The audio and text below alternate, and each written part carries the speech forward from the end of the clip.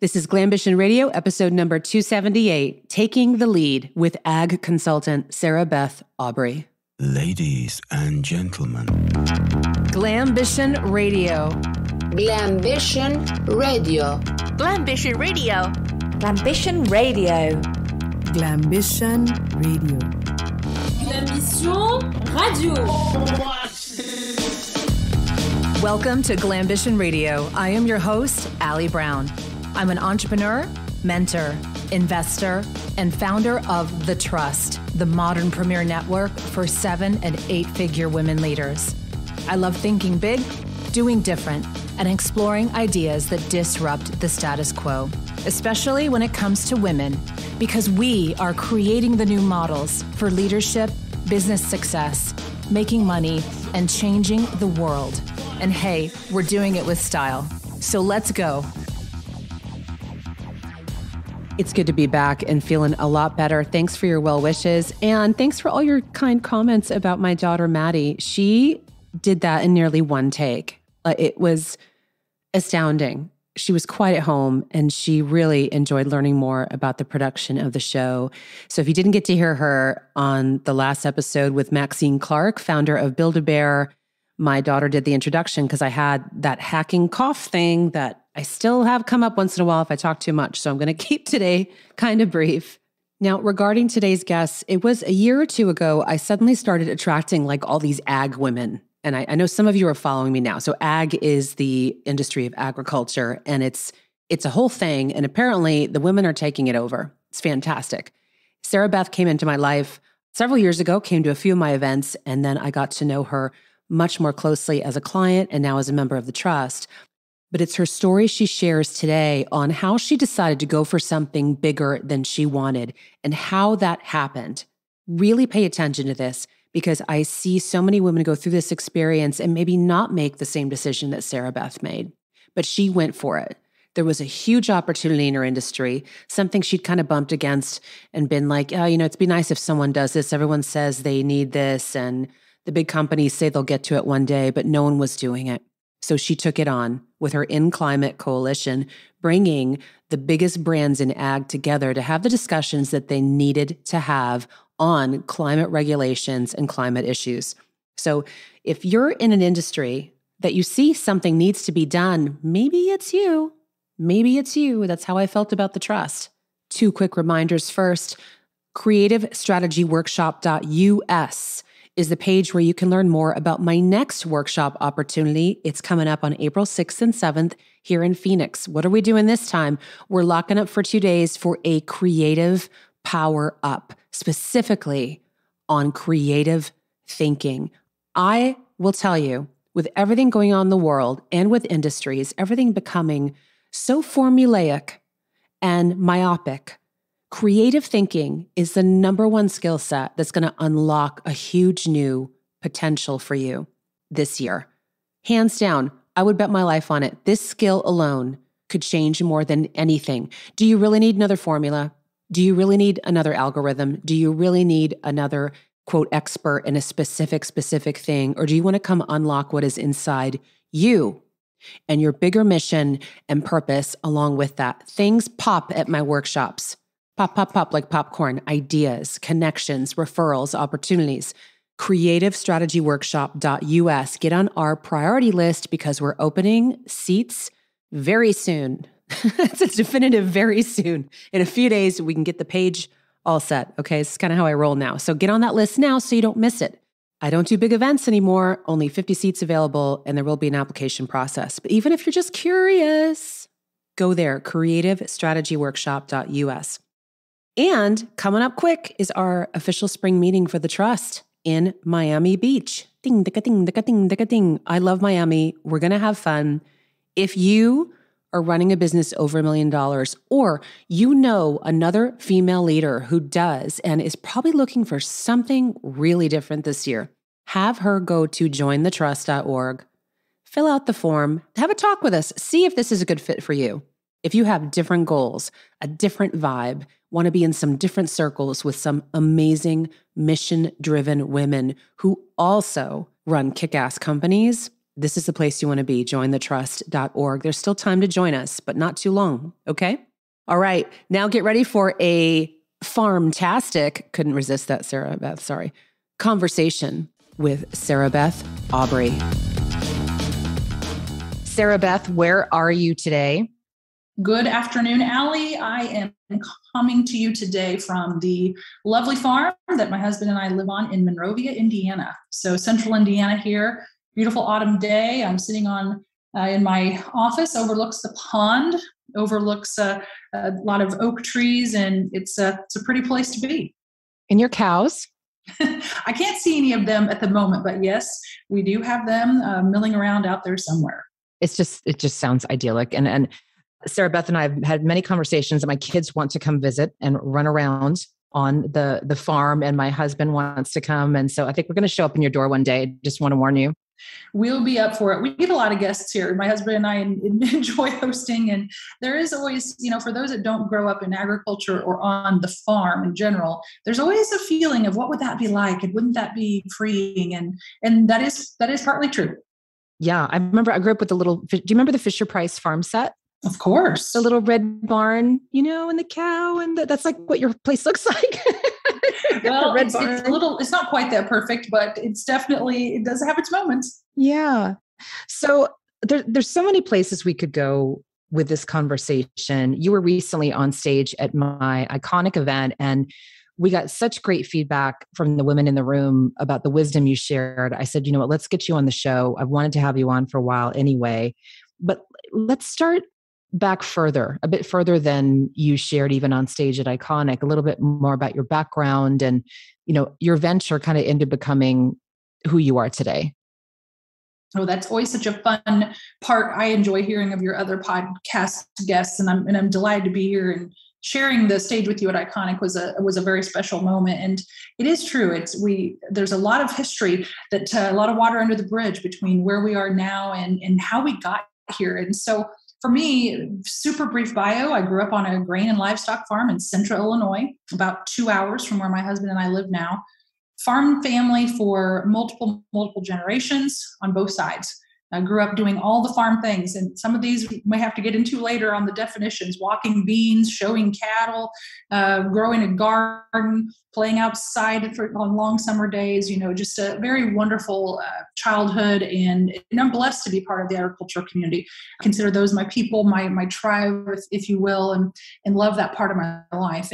But always knew that I had aspirations beyond the production side of agriculture. Today, a lot more women are entering the agriculture field than men in many cases. More women graduate with agriculture degrees than men today, believe it or not. And I knew that I always knew I wanted to use my voice. I originally thought I wanted to be a broadcaster. That's where I thought I was going. So I got into journalism, got into writing. That led me to a path more into the public policy. Thought I was going to go to DC, be a K Street high-powered lobbyist, save the ag world that way, and met my husband and ended up in Indiana. So that kind of slowed the roll on that particular aspiration, but got into this consulting business with a big food and ag company. Great experience. It was one of those pivotable jobs. And that was about the last job I've ever had. Since then, have been working for myself since November 10th, 2003. I remember it very well because it was the day that I left the last position I had, and I was ready to do that. So what triggered you to do that? I knew I'd always wanted to be an entrepreneur. I mean, there was no doubt that I had desires to build businesses. And I think part of what has been my journey is always seeing a gap and deciding to figure out how to fill it without really knowing how. Leveraging experience and skills. And that's one of the things that I always tell younger women I mentor: take those skills, leverage them, but figure out to fill the need. So my first business that I started, I'll back up. I had always earned money through college being a writer, freelancing and all of that. But my first business was a natural meats business. So, the natural and organic meat thing was beginning to get really popular. And of course, here in the Midwest, we're a little slower to adopt than on the coast, it seems.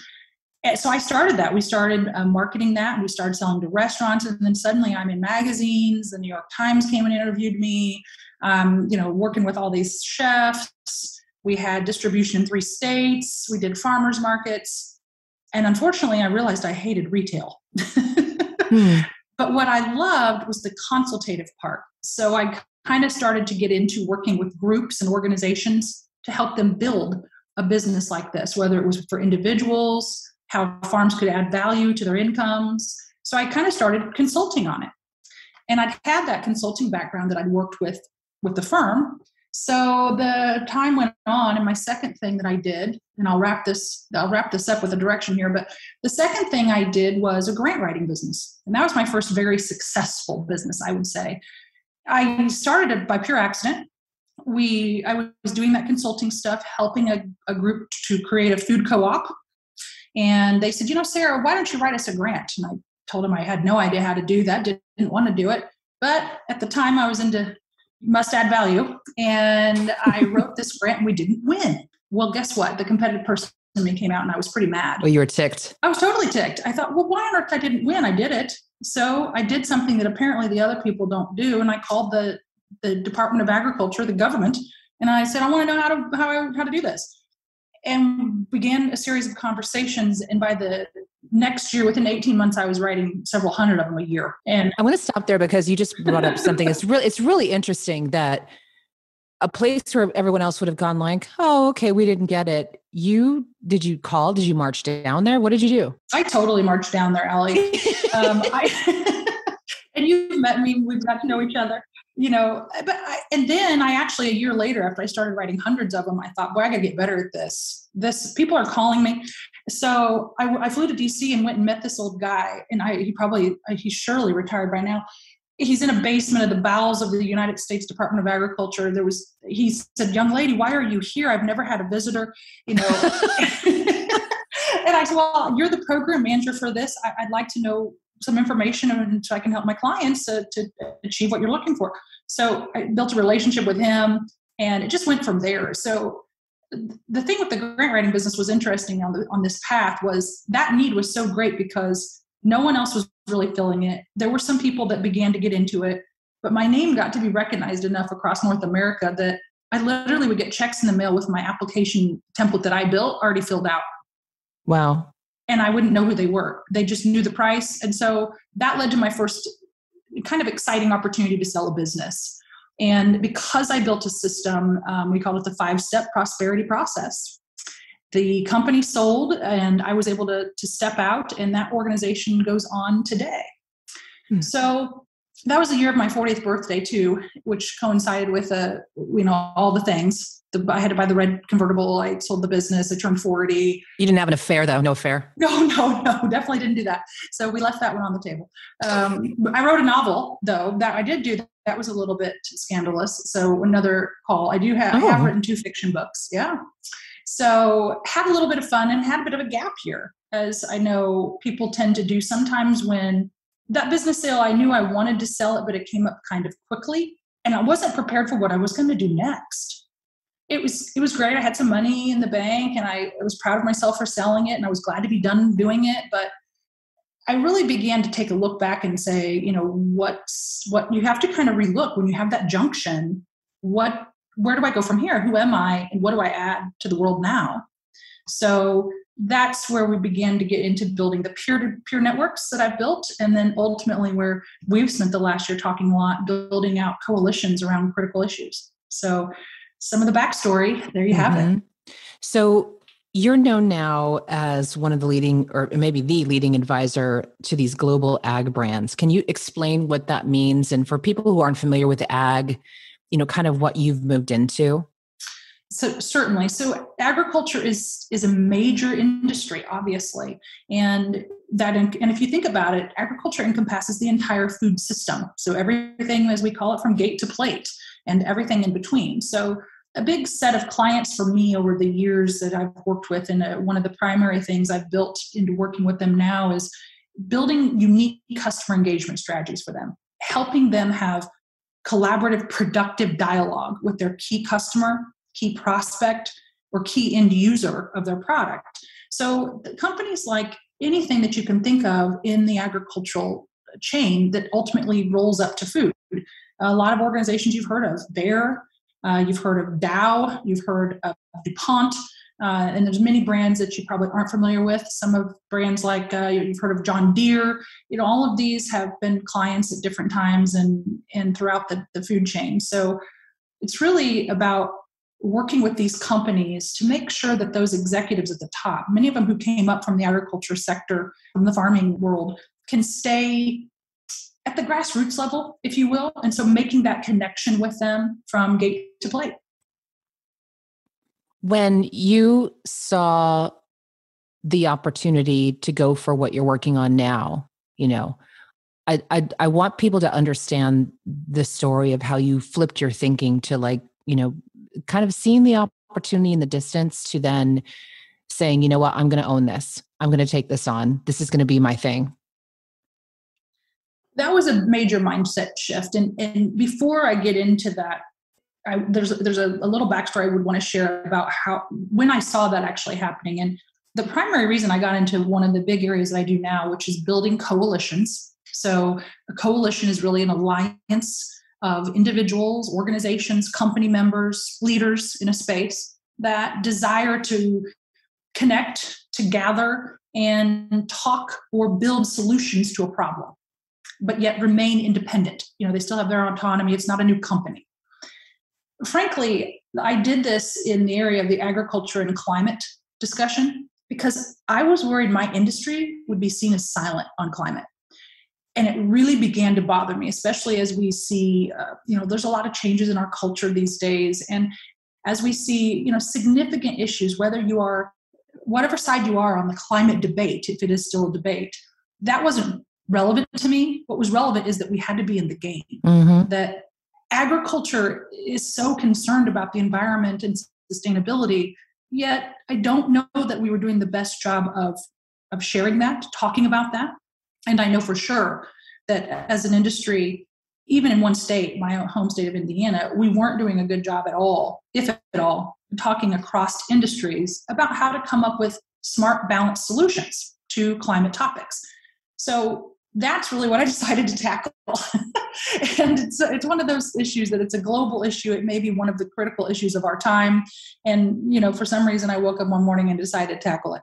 But I think the backstory to that I'd go back to iconic 2019, Allie. And that was my first introduction to you and being part of that program. And in 2019, I had just come off a major health problem and I was still kind of recovering mentally, to the lesser extent physically, from that, getting through those changes in myself. I knew my business is going well, but it was stuck. It was stuck in that mid-six-figure, good job.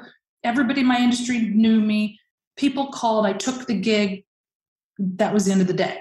And that was great. And a lot of people would say, what's wrong with that, right? But I knew to leap into those seven-figure numbers and have the impact I wanted to have. There was a mindset shift that had to happen. I was already taking a look at this climate issue, but I had no idea how to get involved. I didn't really know where I was going to go with it. And I honestly think that the iconic meeting was the start of where that shift happened. And then frankly, having the opportunity to join you in the last year in Premier has been, because it gave me the space and the time and also the pushing from those other women in Premier that are fabulous as well, to take a look and say, why not me? It's the who, not the how.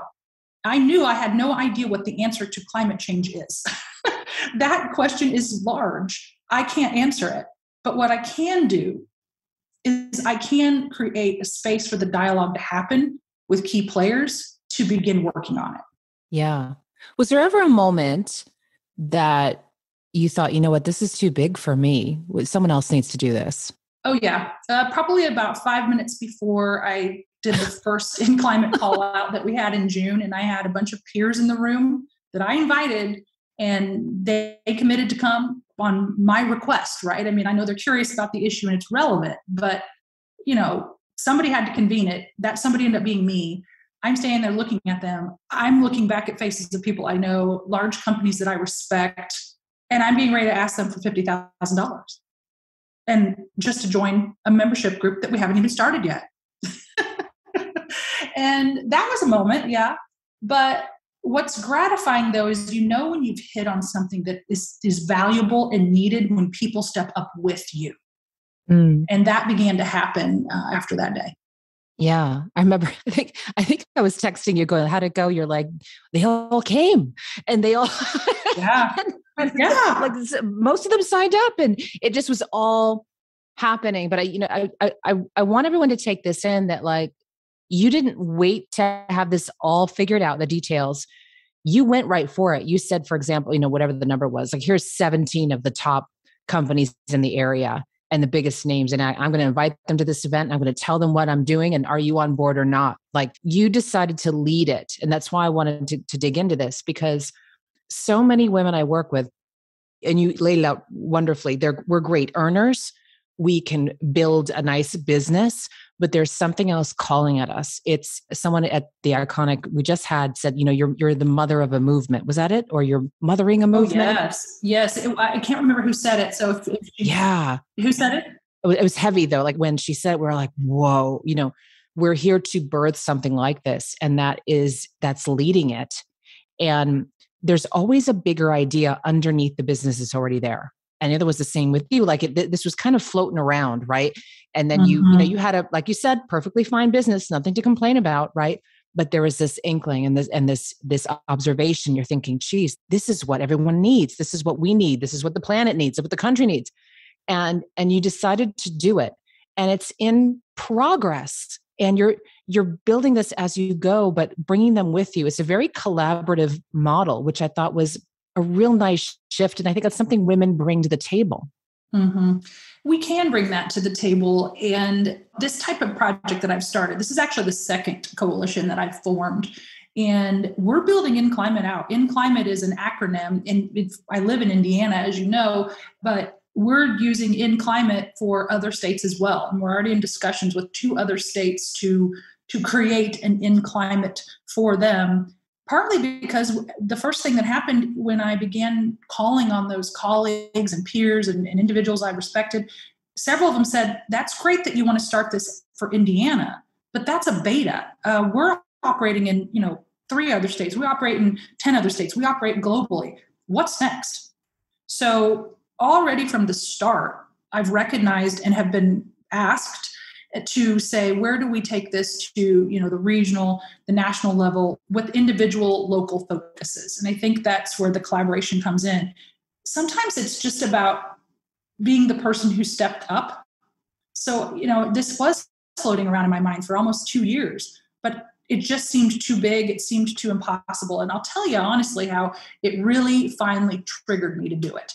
I had an opportunity to do a small project with this topic for one client and sort of do some market research studies and do some meetings and have a couple of roundtables and this and that. It wasn't a bad project, but it was small. And I thought that project was going to close. And I thought, well, this is fine, Sarah. And here's what I started to do. I started to play small. I started to say, that's fine. It'll be a nice way to tip your toe into the water with this idea. Yeah. Well, that got blown up. Literally, can I tell the boat story? Is that okay? Like you said, I could. I was counting on it. Oh, I'm so glad.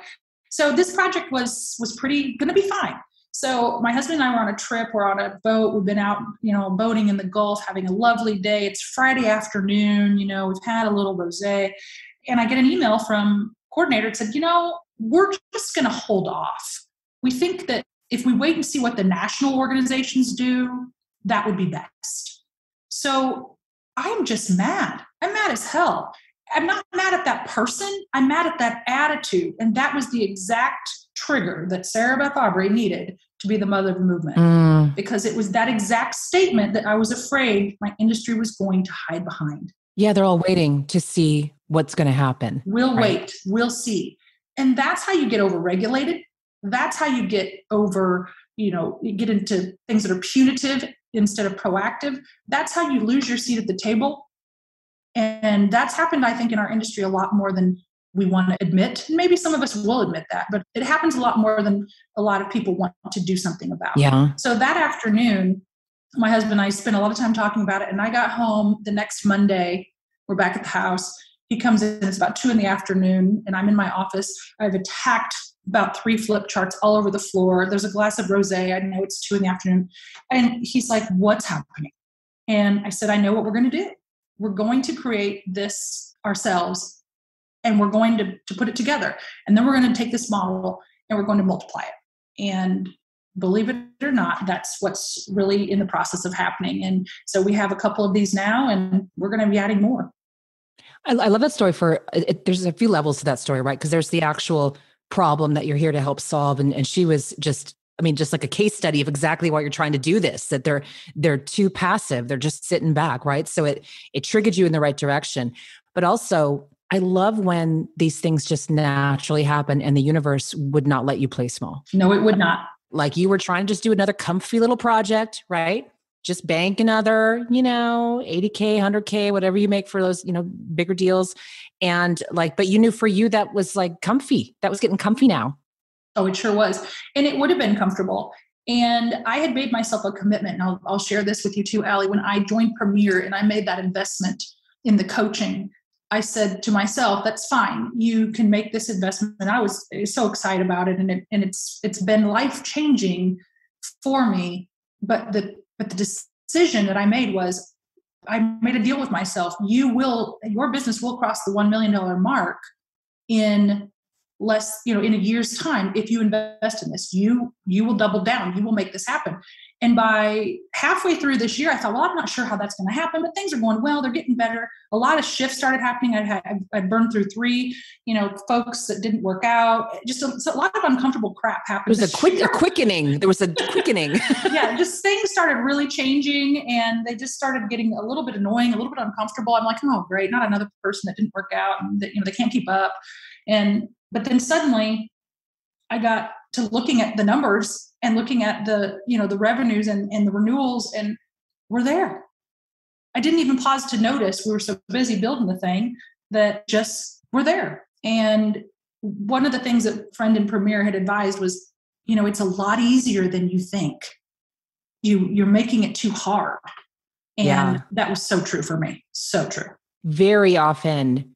And just based on there's just so many women I've worked with over the years. It is truly, I'm not making this up, those of you listening, it is truly not harder typically to build a 7-figure business than it is a 6. You need to think differently. You need to do things differently. There is a lot of different in the approach, but it's not harder. Often what the hard thing is getting through your own mindset, because getting through that level requires you to possibly, I'm throwing out some examples, price yourself differently, take charge of a movement, be more proactive, not hide behind the computer, really, and put yourself on the line. Those are the things that are hard, but not the actions of it so much. No, the actions are the same things that I already know how to do. I haven't learned a new trick at leading a meeting. I haven't, met a new person in the agriculture sector this year that just totally changed my life. Those things may happen for me. I don't know. But it was really the idea of the pricing wasn't even so much the thing for me. The pricing was already premium, and I had plenty of people in ag tell me, "Who do you think you are?" We got to be good girls sometimes in agriculture, and I've always resisted that notion. And it was really the matter of creating something that could scale and looking at it as a movement instead of a project by project. Because it's true, no matter what you do, if you build something, if you sell, I'm sitting here with my computer, if you sell computers, you sell phone cases online, you sell, pencils, you sell consulting services, coaching, whatever. If you do it project by project in that mindset, it does look somewhat unsurmountable to scale because it seems so heavy. But if you look at it in terms of where you can go with the impact and where you want to accomplish and what you would need to get from A to B, it's just not as hard. Use those skills, but you can really leverage them when you start to create something differently. And I think that's how this particular aspect of my business. So I still do some of the other things, but we've also worked really hard to let a lot of stuff go. And that's the other thing that I think when you're trying to scale that is profound, because by taking small business, you hold yourself back from big business so much. Yeah. Yeah. Was that hard to do? Yes. And you and I spent some time on it. I think back to our first VIP day. that we literally almost made the list of what could you get rid of, Sarah? I had a very gig mentality that I didn't like, but I wasn't sure how to get rid of it. And I also had a lot of client guilt. And I know that's something for women too. One of the things that we bring sometimes is collaboration, and we bring a lot of care to the work we do. Yeah. I had some guilt about leaving clients behind. And that's not something that I needed to keep with me, because I was able to give those clients a connection to someone else who could do the servicing for them equally as well, differently, and everybody wins. Yeah. Yeah. That is, I'm glad you brought that up, because that often will be the thing that keeps people, whether it's conscious or subconscious, but will keep them from taking on the bigger roles and the bigger projects, is that they're holding on to. Sometimes it's almost a guilt around like, well, this was the program that made me who I was, or these are the clients that got me to where I am today. When you really dig deep, these are some of the conversations I've had with clients. I know for me, that was a case when I was trying to move on to a whole different level and just really take what we call the sharp right turn and just go to a totally different place. I still felt this indebtedness to what I had created, and had to take some time to really feel, how do I leave this feeling good? How do I leave these people feeling taken care of, whether it's creating extra content for them or finding someone else to take care of them, but in the end, someone's going to be pissed. Mm-hmm. Someone's going to be pissed off. Or I told this story on stage, like, people don't realize, like, when I started to really just move into talking about leadership, and I really moved into talking and talking exclusively and working with the women at these levels, right? The 7 and 8 figure levels. I had people who were not happy with that. Mm-hmm. I got some strange hate mail. I got it was the strangest experience when I was like, look, there's like bazillions of coaches out there who can help you. But they were upset that I was moving on to something different, even though, you can do everything in the world to take care of people. And there's going to be some people that you can't please. You seem to find some beautiful solutions where, the first choice is always here's some people who can service you even better than I can right now. Here's the result you want. This is the team that's going to take care of you, or go over here, or let me leave you with this great information. And here's some resources. So there's always a way to do it. And you have to do it though, in a way you feel good. That's the bottom line. Yeah, you do. And I had a person tell me back before I sold the grant business, I had so much guilt around that. This business, when I'm ready to sell this, when Ag Coalitions is someone else's business, and I may do that, and I'm okay with that. I'm not going to have that guilt next time, because I know what this person told me is true. And she said to me, Sarah, get over yourself. Get over yourself, because you built a successful business that you're just no longer the right person to run. Yeah. Yeah. When that person said that to me, it was on the phone. We were on the phone. I almost had to sit down. I felt like the bottom of my stomach drop out. It was such a release. I could leave. Yeah.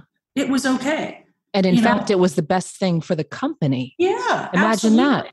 It was. And we do hold, our ego is it's important. It's the way that we are able to go forward in the world and have some confidence and charge into these big waters. And we need that. But it also can hold us back when we believe that we are truly the only prophet that's out there in this. And that just wasn't the case. And that really taught me a lot about being able to build something, build a movement this time, maybe that someone else may be the one to take the helm. I don't know when that will be. I don't worry about that now, but I know that right now is the time to build it and time to lead it. And I'm happy in that space. So where can people learn more about In Climate and you? And I know you're not, a social diva, but you are a few places. Yeah, I don't spend as much time on social media as a lot of people. And I used to have a lot of guilt about that too. But, less of that today. So we have inclimateindiana.com. You can come and just, even if you're curious and want to understand, like I've got I have an issue around climate, agriculture, food systems, energy, natural resources. Those are all the areas where I live. And, if you have an organization or a company or a trade group and you're thinking, we really need to be thinking about this, you just kind of can come there and learn just what we're doing and how that works. And then sarahbethaubrey.com is my site as well. And I am active on LinkedIn and Instagram under my name moniker as well. And you'll see Sarah in a lot of photos from our premiere meetings where, oh my God, the laughs we have behind closed doors. I had to come check on you all at the last one. You were laughing so hard. I had to come back in there, and that poor man waiting on you was terrified. The guy. Oh yeah, we really freaked out a waiter at the last premiere meeting. I'm so sorry to him, but he was super nice, and I think he meant it when he said, "I've learned quite a lot from you." He heard a lot, that's for sure. But that I don't know where the stories were gone, but he looked a little like, he was like intrigued and yet mortified at the same time, because it's such a relief though to be in a room with women who get the same problems that we have and can talk about the things we're dealing with in our businesses and our lives, just everything. So Sarah Beth, as a last question, you knew you were ready for this. You're very prepared. I was very impressed. We want to get the 3 great pieces of advice for everyone listening. Oh, I love this when I hear these from all of your other podcast guests. So privileged to get to dole out my own dose of this. And the top 2 are my favorite 2. And the first one is do real work. Create something that has a tangible asset. Create your own IP, or if it's a product, a system, just make your own thing. Part of the reason I can tend to be turned off sometimes about social is most people are just copying each other's crap. And that is not a business, and it won't sustain you. It may make people money for a time. I don't know. I don't make money that way. But I think that you will be more self-satisfied. You will be more protected in downtimes. I had a great 2020, as did a lot of people who I think are content creators in their space, right? Because if you are building something that your clients, your customer can turn to and believe in and see as a tangible asset, then that protects you a lot as well, to ups and downs, life changes, and also may give you something to sell. I didn't think I'd start a grant business to sell it, but it was able to be sold because I built a system, and the system is what sold. I could step away because they still had a product. And we're doing the same thing within climate. We've got a 5-step process from awareness to adaptation. It's going to have, it's a tangible thing that people can grab. And that is extremely important. I think there will be a time, and I know you talk about this a lot, Allie, in the not so distant future, that your number of Instagram followers will not be considered all that important. Yep. And it's something that we can do, but it's a tool. And I think creating real content, real IP is essential if you want to endure in entrepreneurship.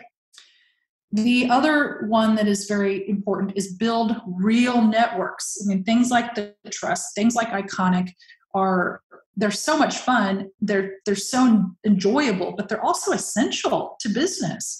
If I hadn't had real networks built over years with real relationships, I wouldn't have been able to launch this latest project. I quite literally called up people I knew, asked them to call the people they knew, and they came to the meeting. That doesn't happen if you just have people that you have a cursory relationship with over Facebook. It's not real. So if your business is one where you're not going out and creating, those in-person networking opportunities to make real connections and add value to others, it's a detriment. And I really want to encourage the women listening to build those real networks. And that is a highly valuable business asset. That last one, especially, I'm going to echo, is just spot on. You didn't sell this with a webinar. No. You picked up the phone. Yes, we had to. And we stood in front of people. Yep. We got in front of them and let them feel that's the thing. That's the energy in the room. You talked about Iconic. That is what is not replaceable on a webinar or, a live. So that really, really helps. And it's exhilarating too. There's so much joy in that. There's so much satisfaction in that I feel like I would miss if, last year in 2020, I did a lot of keynotes in my socks, and I thought it was quite miserable. So, we did it, and it was a means to an end, but real networks mean real business. Yeah. And I really encourage people to think that way. And then I think that one other one, and this might just be a little Sarah pet peeve, but I'll say it in a positive way. Act like a professional. I spend a lot of time like you do in front of people. And I think it's really important to be professional, to have some, have your own style. I'm not suggesting one person's style versus another, but to really do that in a way that shows that you are a leader and that people can respect you.